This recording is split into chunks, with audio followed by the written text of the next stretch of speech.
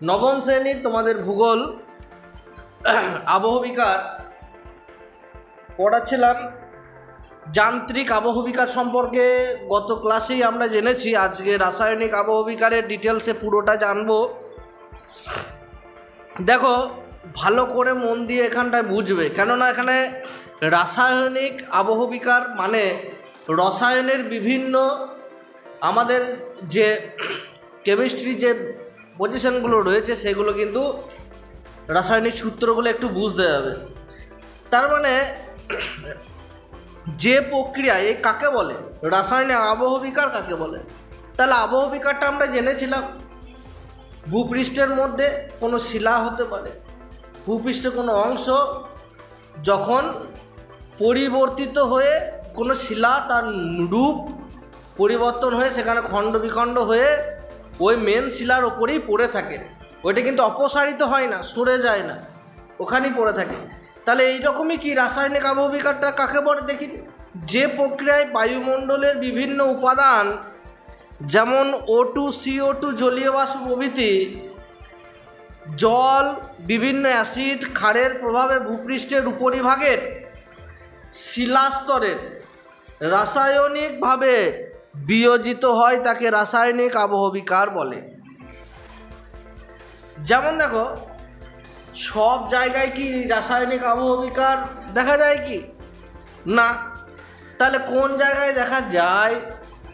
বৃষ্টিবহুল উষ্ণ অঞ্চলে রাসায়নিক আবহবিকারের প্রাধান্য পায়। বৃষ্টিবহুল উষ্ণ অঞ্চল অর্থাৎ কি নিরক্ষরেখার কাছাকাছি, মানে এখানে কি বৃষ্টিও পড়বে আর গরমও আটাবে। এই বর্ষার সময় দেখো গরমও রয়েছে, আবার জলও পড়ছে। 2 নম্বর হচ্ছে কি রাসায়নিক আবহবিকারের ফলে শিলা গঠনকারী খনিজের মৌলিক পরিবর্তন ঘটে। আচ্ছা, মৌলিক জিনিসটা কি? তাহলে আমি যদি ভালো করে বলি, দেখো একটাও তো মৌলিক সংখ্যা, ভালো করে বোঝো এখানে অঙ্কটা। একটা হচ্ছে মৌলিক সংখ্যা, আবার একের সঙ্গে আর একটা যোগ করে দিলাম, মানে এই একটাও মৌলিক সংখ্যা, আবার এই একটাও মৌলিক সংখ্যা। কিন্তু যখন দুটো গঠন হয়ে গেল দুটো মৌলিক সংখ্যা, তখন কিন্তু 2 হয়ে গেল। এই 2টা কিন্তু আর মৌলিক সংখ্যা নয়, যৌগিক সংখ্যা হয়ে গেল। তাহলে শিলার মধ্যেও এইরকম রূপান্তর ঘটে। যখন শিলার মৌলিক থাকে তার মধ্যে যখন কেমিক্যালগুলো পড়ে, মানে আবহাওয়ার বিভিন্নভাবে জলের মধ্যে যে যে জিনিসগুলো রয়েছে, এর মৌলিকত্ব নষ্ট হয়ে যায়, সেইটার মৌলিক থাকে না। এবং কি হয়ে যাচ্ছে, এই রাসায়নিক আবহবিকার ফলে শিলা গঠনকারী খনিজের মৌলিক পরিবর্তন ঘটে যায়। অর্থাৎ সেই শিলাটা যে সমস্ত কেমিক্যাল দিয়ে তৈরি ছিল, বা যে শিলাতে যে কেমিক্যাল ছিল, যে রাসায়নিক পদার্থগুলো ছিল, সেইগুলো থাকে না, অন্য কিছুতে পরিবর্তন হয়ে যায়, ফলে তার মৌলিক অবস্থানটা পরিবর্তন হলো।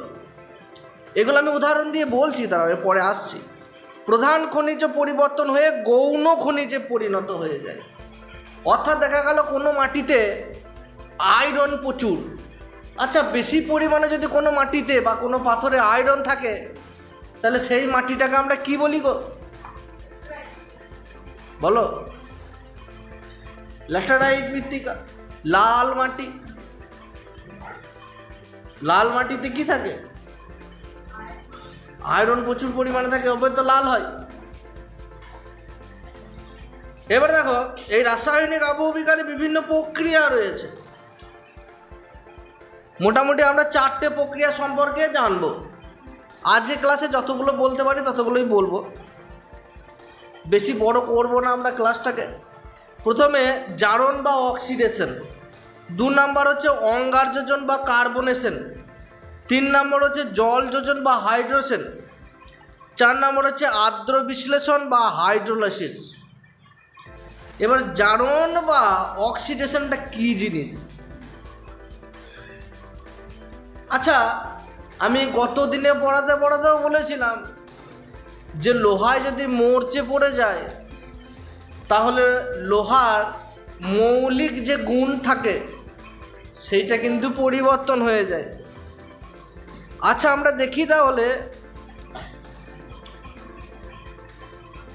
তাহলে লোহা যখন মানে লৌহ আকরিকে লোহাটা কিন্তু আকরিক হিসাবে থাকে, তো আকরিক লোহা বলি আমরা। যখন খনি থেকে বার করি লোহাটাকে, সেটা থাকে আকরিক লোহা, সেটাকে শুদ্ধ করতে হয়, বিশুদ্ধ লোহায় পরিণত করতে হয়, তাই তো? তাহলে এই লৌহ আকরিকের লোহা যখন ফেরাস অক্সাইড হিসাবে অবস্থান করে, তা সহজে ক্ষয়প্রাপ্ত হয় না। ফেরাস অক্সাইডে যখন থাকে তখন ক্ষয়প্রাপ্ত হয় না, কিন্তু জারণ পদ্ধতিতে আবহবিকারের সময় লোহার সঙ্গে বাতাসের অক্সিজেন যুক্ত হয়ে ফেরাস অক্সাইড ফেরিক অক্সাইডে পরিণত হয়। শুধু একটা বানানের পরিবর্তন হয়ে যায়। দেখো, ফেরাস থেকে ফেরিক হয়ে গেল, এইটা মানে বিশাল পরিবর্তন, এইটাই মৌলিক পরিবর্তন। ওই এক আর একে বললাম দুটোই মৌলিক, ওইটা যোগ হয়ে যৌগিক হয়ে গেল। ঠিক এই রকমই পরিবর্তন হয়। ফেরাস অক্সাইডের সঙ্গে যখন জল মেশে, হাইড্রোজেন অক্সিজেন মেশে, তখন ফেরিক অক্সাইড হয়ে যায় এবং পরিণত হয় লিমোনাইটের সৃষ্টি করে, যা সহজেই ভেঙে টুকরো টুকরো হয়ে যায়, যেটাকেই আমরা জং বলি। যেটাকে আমরা কি বলি? জং লেগেছে।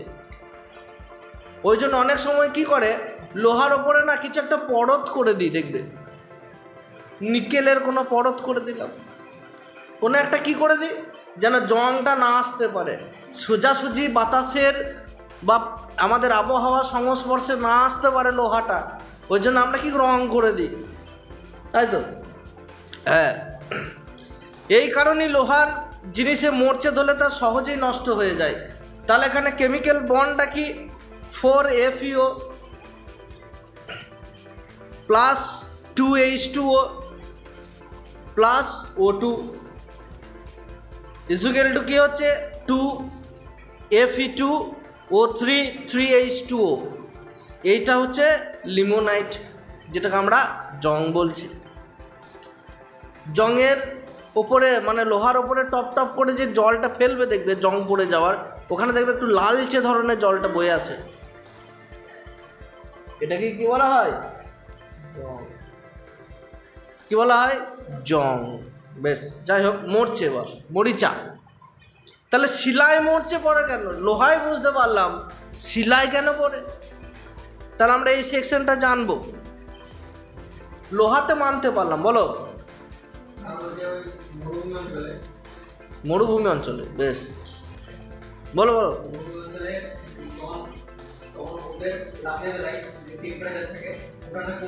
হ্যাঁ,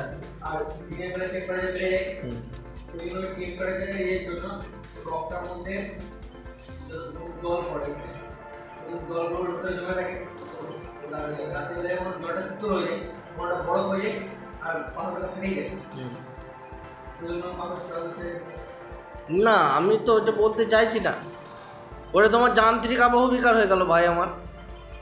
ওটা আমি গত দিনের আলোচনা করেছিলাম, যেটা তুমি বললে। আমি তোমাকে এখানে জানতে চাইছি রাসায়নিক আবহবিকারে প্রথম সেকশন জারণ বা অক্সিডেশন। আমি বলতে চাইছি শিলায় মরছে কেন পড়ে। দেখো, শিলা যখন গঠন হয় না, শিলা গঠনকারী কিছু খনিজ পাওয়া যায়। হ্যাঁ, আমি ওইটাই তো বলতে চাইছি, যে শিলায় লোহার পরিমাণ বেশি, সেই শিলায় এই জিনিসটা হবে। তাহলে শিলা গঠনকারী লৌহযুক্ত খনিজের সঙ্গে, অর্থাৎ শিলা গঠনকারী যে লোহা, লৌহ খনিজের সঙ্গে বায়ুমণ্ডলের অক্সিজেনের রাসায়নিক বিক্রিয়া হলো শিলায় মরচে পড়ার প্রধান কারণ। তাহলে শিলায় মরচে পড়ার প্রধান কারণ হচ্ছে কি? শিলার মধ্যে অবস্থানকারী লৌহযুক্ত খনিজ, সেটা লোহাই হতে হবে তা কোনো মানে নাই। সেই খনিজের সঙ্গে যদি লোহার একটু ছোঁয়াও থাকে, তাহলেও কিন্তু সেই শিলায় কিন্তু কি পড়বে? মরচে কিন্তু পড়বে। তাহলে কি হয়? এই প্রক্রিয়ায় শিলার মূল লৌহ খনিজ ফেরাস অক্সাইড জারিত হয়ে ফেরিক অক্সাইডে পরিণত হয়। যেইভাবে লোহায় পড়ছিল জং, সেইভাবে সেই লৌহযুক্ত খনিজ পদার্থযুক্ত সেই শিলাতেও কিন্তু জং বা মরিচে পড়বে। এরপরে দেখি অঙ্গারযোজন বা কার্বনেশন। দেখো আমাদের ভূগোল বইয়ে এমন কোনো পড়া নাই বা এমন কোনো তুমি এখানে ছবি বা ঘটনা পাবে না যেইগুলো তোমার বাস্তবে তুমি দেখতে পাবে না। এইগুলো একটু চোখ দিলেই আমরা কিন্তু দেখতে পাবো। এই অঙ্গারযোজন কার্বনেশনটাও দেখতে পাবো। দেখো চুনা পাথর বা ক্যালসিয়াম কার্বনেটের সঙ্গে প্রাকৃতিক কার্বন ডাই অক্সাইডের রাসায়নিক সংযোগের ফলে যে আবহবিকার হয় তা অঙ্গারযোজন বা কার্বনেশন নামে পরিচিত। ভালো করে বোঝো। তাহলে এই পদ্ধতিটা কি, এইটা আমরা পুরুলিয়ায় ভালো বুঝতে পারবো। মন দিয়ে বুঝবে, এটা আমরা কিন্তু পুরুলিয়ায় ভালো বুঝতে পারবো। কেন? বা চুনাপাথর গঠিত যে সমস্ত অঞ্চল রয়েছে সেখানে ভালো। আর আমরা জানি পুরুলিয়া চুনাপাথর গঠিত অঞ্চল, শিলা ওখানে পাওয়া যায়। এবারে কার্বনেশন প্রক্রিয়ায় চুনাপাথরযুক্ত শিলা বিয়োজিত হয় এবং মূল খনিজগুলো নতুন খনিজে পরিণত হয়ে সহজেই ক্ষয়প্রাপ্ত হয়। ছবিতে দিয়েছে দেখো, এইটা চুনাপাথরযুক্ত অঞ্চল। চুনাপাথরযুক্ত অঞ্চলে কী হয়, শিলা যখন বিয়োজিত হয় বাতাসের কার্বন ডাই অক্সাইডের সঙ্গে, আবার এই দেখো ক্ষয় পেয়ে গিয়েছে, দেখো এবড়ো খেবড়ো হয়ে গিয়েছে, এইরকম হয়। বিক্রিয়া কি? বৃষ্টির জল যখন বায়ুমণ্ডলের মধ্যে দিয়ে ভূপৃষ্ঠে পড়ার সময় বায়ুমণ্ডলে কার্বন ডাই অক্সাইডের সঙ্গে মিলিত হয়ে কার্বনিক অ্যাসিডে পরিণত হয়। তার মানে কি, বৃষ্টির জল যখন পড়ছে তাহলে সেইটা কিন্তু H2O ছিল। ভালো করে বোঝো, জল মানে H2O, অর্থাৎ বৃষ্টির জল যখন পড়ছে H2O ছিল। আর বাতাসে কি থাকে, কার্বন ডাই অক্সাইড, কি থাকে, CO2। যখন H2O আর CO2 যোগ হয়ে যায় দুটো, তখন কি তৈরি হয় গো, H2CO3। কেননা এর একটা কণা, জলের একটা অক্সিজেন আর কার্বন ডাই অক্সাইডের দুটো অক্সিজেন, এটা যোগ হলো। H2 তো হয়েই রয়েছে আগে থেকে, হাইড্রোজেনের দুটো অণু, এবার সি এইখানে মাঝখানে পড়ে রয়েছে, তাহলে H2CO3। কেননা জলের একটা অক্সিজেন আর কার্বন ডাই অক্সাইডের দুটো অক্সিজেন মিলে কি হচ্ছে, H2CO3। সেটা কি হচ্ছে, কার্বনিক অ্যাসিড। খুব বাজে একটা জিনিস। ফলে জলের সঙ্গে যদি আমরা কার্বন ডাই অক্সাইড মিশিয়ে দিই, সেটাকে কিন্তু চুনাপাথর সেটাকে ক্ষয় করে দেবে, চুনাপাথরগুলোকে। এর ফলে একটা জিনিস ভালো করে বোঝো, এটা কিন্তু একটু অম্ল বৃষ্টিও হয়। ফলে তাজমহলের যে ক্ষয় হচ্ছে, রং পাল্টে যাচ্ছে চুনাপাথরের, কেন হচ্ছে? এই সব কারণেই হচ্ছে, এই কার্বনিক অ্যাসিড। এই কার্বনিক অ্যাসিড চুনাপাথরের ওপরে পতিত হয়ে বিক্রিয়া ঘটায়, নিয়ে চুনাপাথরের মধ্যে, চুনাপাথর মানে কি, ক্যালসিয়াম কার্বনেট। চুনাপাথরের কি, হ্যাঁ এটা কেমিস্ট্রি নাম কি, হ্যাঁ CaCO3, সেটা হচ্ছে ক্যালসিয়াম কার্বনেট। এর বিক্রিয়া ঘটায় ক্যালসিয়াম বাইকার্বনেটে পরিণত হয়। চুন মানে হচ্ছে ক্যালসিয়াম কার্বনেটটা ক্যালসিয়াম বাইকার্বনেট হয়ে গেল। বাই মানে কি গো, ভালো করে বোঝো জিনিসটা। আমরা বাই কখন বোঝাই, বাইপাস, পাস করে চলে যাই। মূল জিনিসটা থেকে যখন আমরা পাস করে চলে যাই, মূল জিনিসটা থেকে আমরা যখন সরে যাই, বলি না এটা বাইপাস রাস্তা, মানে মেন রাস্তা থেকে একটু আলাদা করে সরে গিয়েছে। তার মানে এই ক্যালসিয়াম কার্বনেট যেটা ছিল সেখান থেকে বাই লেগে কি হয়ে গেল, ক্যালসিয়াম বাইকার্বনেট, মানে ক্যালসিয়াম আর কার্বনেট নাই। বুঝতে পারলে? এই জিনিসটা বুঝতে হবে। হ্যাঁ, আমি তো ভাই অত বিজ্ঞানের ছাত্র নয়, আমি ভাই ইংরাজি ছাত্র, ইংরাজি বাইটাকে দিয়ে বুঝিয়ে দিলাম। বাই মানেই হচ্ছে পাশার বাই, অর্থাৎ সাইড করে আলাদা করে যে যাবে। তার মানে যেটা মৌলিকভাবে ছিল সেই মৌলিক জিনিসটা আর নাই, যৌগিক হয়ে গেল, এখানে আলাদা কিছু তৈরি হয়ে গেল, এক ছিল আর এক হয়ে গেল, পরিণত হয় এবং তা সহজেই দ্রবীভূত এবং অপসারিত হয়। এই যে বললাম, যখন মূল জিনিসটা থাকবে তখন সরবে না, তুমি এককে মৌলিক থেকে সরাতে পারবে না। কিন্তু একটা মৌলিকের সঙ্গে আর একটা মৌলিক যখন যোগ হয়ে যাবে, যৌগিক হয়ে যাবে। ফলে ওই মৌলিক জিনিসটা আর থাকলো কি? থাকলো না। সহজেই কি হয়ে গেল? সহজেই দ্রবীভূত এবং অপসারিত হয়ে চলে যায়। এই যে এখানে দিয়েছে দেখো, CaCO3 চুনা পাথর, H2CO3 কার্বনিক অ্যাসিড নিয়ে তৈরি হয়ে গেল ক্যালসিয়াম বাইকার্বনেট। বেশ, এই কার্বনেশন প্রক্রিয়াটি চুনাপাথরে গঠিত কাস্ট অঞ্চলে চুনাপাথর বিয়োজিত এবং ক্ষয়প্রাপ্ত হয়ে বিভিন্ন ভূমিরূপ গঠন করে, ফলে ভূমিরূপের পরিবর্তন ঘটে। এগুলো একটু দেখে নেবে, পড়ে নেবে, তাহলেই হবে। এরপরে জলের অংশে আসি আমরা, যেটাকে বলছি জল যোজন বা হাইড্রেশন প্রক্রিয়া। জল যোজন মানে কি? জলের সাথে বিক্রিয়া হবে। এবারে কার? শিলার। কার বিক্রিয়া হবে গো? জলের সঙ্গে শিলার বিক্রিয়া হবে। আগেও জলের সঙ্গে শিলার বিক্রিয়া হয়েছিল, কিন্তু এবারে ডুবে থাকবে। দেখো, শিলার মধ্যে থাকা খনিজ পদার্থের সঙ্গে রাসায়নিক বিক্রিয়ায় জল যুক্ত হলে যে রাসায়নিক আবহবিকার ঘটে, এবার শুধু আবহবিকার ঘটবে না, শিলার পরিবর্তন ঘটায়। অর্থাৎ মৌলিক থাকতে দেবে না শিলাটাকে। যেমন শিলা ছিল, জল যদি তুমি মিশিয়ে দাও, তাহলে সেই শিলাটা সেই মৌলিক রূপে আর থাকবে না। থাকবে না, পরিবর্তন ঘটায়। এবং সেই প্রক্রিয়াকে আমরা জল যোজন বা হাইড্রেশন প্রক্রিয়া আমরা বলছি। এই হাইড্রেশনের ফলে কি হয়?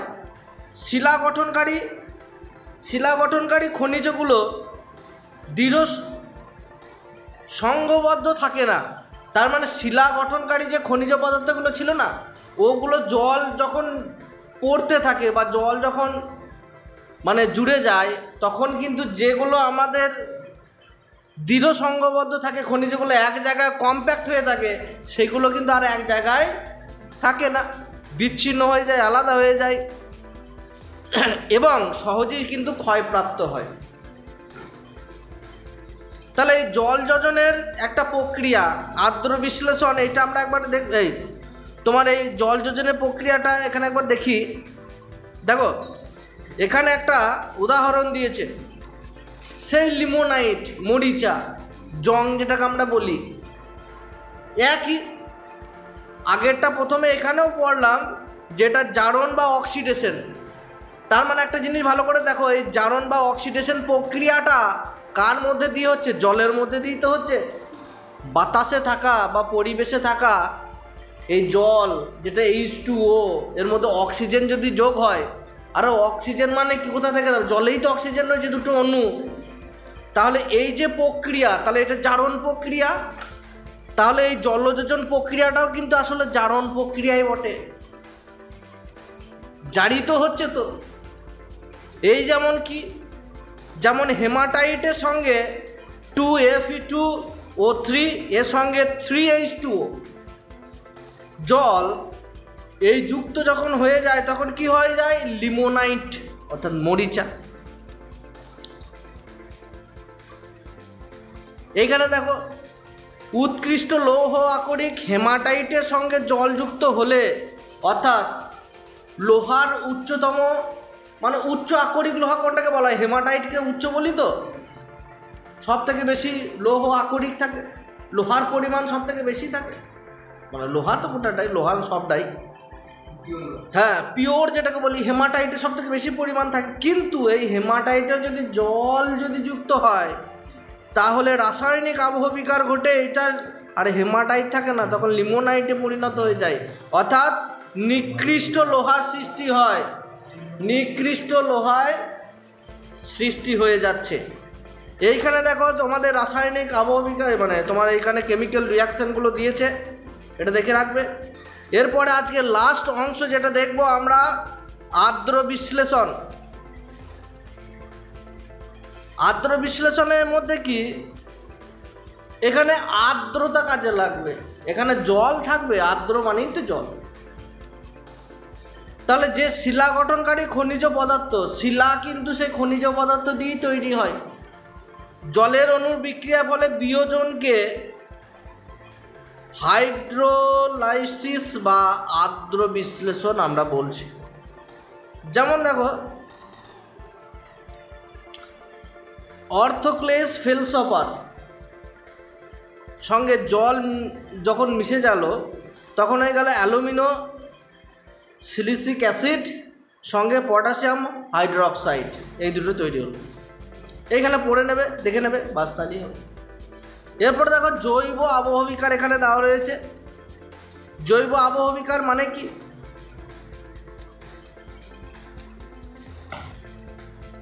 আচ্ছা, রাসায়নিক আবহবিকার ছিল না অঙ্গাযোজন, জৈব আবহবিকারটা তো পরের দিনে বলবো বলেছিলাম। হ্যাঁ, জৈব আবহবিকারের অনেকগুলো পদ্ধতি রয়েছে এখানে, পরপর এগুলো আমরা পরের দিনে এইগুলো জানবো। এই জায়গাটা করলেই কিন্তু অর্থাৎ আগামীকাল আমাদের এই ভূগোলের এই চ্যাপ্টারটা আবহবিকার শেষ হয়ে যাবে। এরপর আমরা দুর্যোগ বিপর্যয়টা পড়বো। আমরা এই অবধি পড়লাম, অর্থাৎ আর্দ্র বিশ্লেষণে কিন্তু এখানেও কিন্তু সেই জলের ভূমিকা কিন্তু থাকবে। কেন, তুমি নাম থেকেই বুঝতে পারবে। এই জল যোজন যেখানে হচ্ছে না, জল যোজনটাও কিন্তু এই জারণ প্রক্রিয়ার মধ্যেই পড়ছে, জারণ বা অক্সিডেশন। আরে বাবা, জল যেখানেই থাকবে সেখানেই তো অক্সিজেন থাকবে, অক্সিজেন হলেই তো জারণ হবে। শুধুমাত্র এখানে যেটা থাকলো একটু আলাদা হচ্ছে এই অঙ্গারযোজন বা কার্বনেশন। কারণ এখানে কার্বনেশন মানে হচ্ছে কার্বন ডাই অক্সাইড থাকবে, আর এই অঙ্গারযোজনে এখানে কি থাকছে, চুনা পাথর থাকছে। ব্যাস, এই জায়গাটা একটু মনে রাখবে, তাহলেই হয়ে গেল। তাহলে এই অবধি আমরা আজকে পড়লাম। পরের দিন আমরা জৈব আবহবিকার সম্পর্কে পুরো ডিটেলসে করে আবহবিকার চ্যাপ্টার শেষ করব এবং দুর্যোগ বিপর্যয়ের দিকে এগিয়ে যাব। দুর্যোগ বিপর্যয় অত্যন্ত গুরুত্বপূর্ণ একটা জায়গা, এখান থেকে পরীক্ষায় প্রশ্ন আসেই আসে, কনফার্ম এখানটা করে নেবে। চলো আজকে ভিডিওটা এখানে শেষ করছি। চ্যানেল নতুন হলে অবশ্যই চ্যানেলটিকে সাবস্ক্রাইব করতে ভুলবে না। ভিডিওটি দেখার জন্য অসংখ্য ধন্যবাদ। পছন্দের একটি লাইক করে দিও। ভিডিওটা এখানে শেষ করছি। জয় হিন্দ, বন্দে মাতরম।